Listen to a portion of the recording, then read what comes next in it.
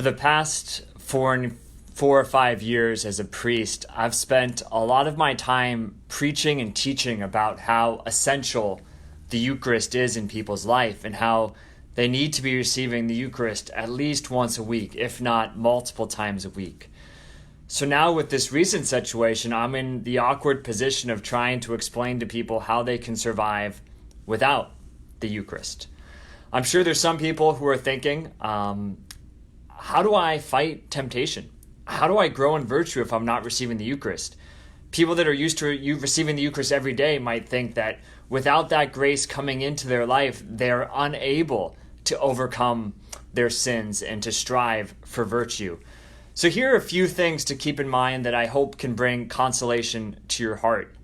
The first is God is not bound by the sacraments. The primary way that God communicates His grace is through the sacraments.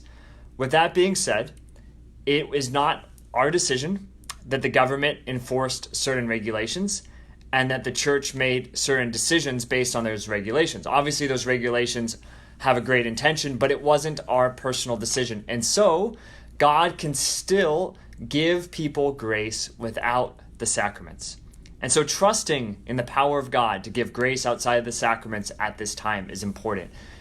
God said to St. Paul, "My grace is sufficient for you, for my power is made perfect in weakness." Secondly, we know that many of the saints did not receive the Eucharist every week. The church only obliges us actually to receive the Eucharist once a year. With that being said, the saints still were participating actively in the Mass. They were doing spiritual communions, and they were going to adoration, presumably.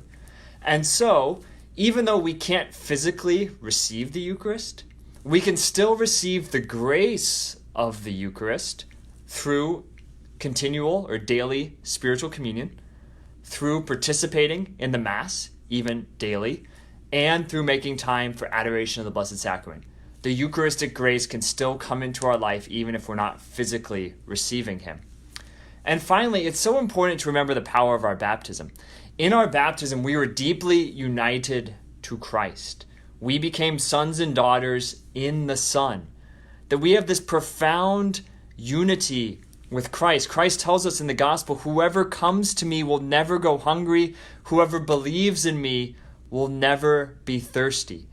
He offers us this profound communion and friendship through our baptism. And so we always have to be reminding ourselves of this truth, that Christ has not abandoned us, that Christ is with us, and to call upon Him in this moment of trial.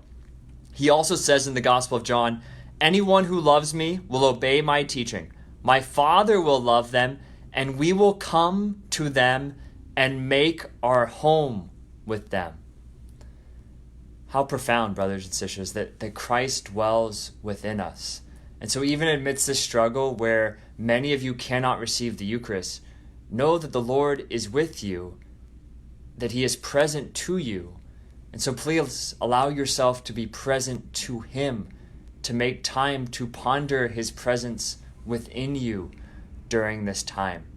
So once again, I'm sorry that you cannot receive the Eucharist at this time because of the regulations, but the Lord is with you, and God's grace is sufficient for you. May God bless and protect you always.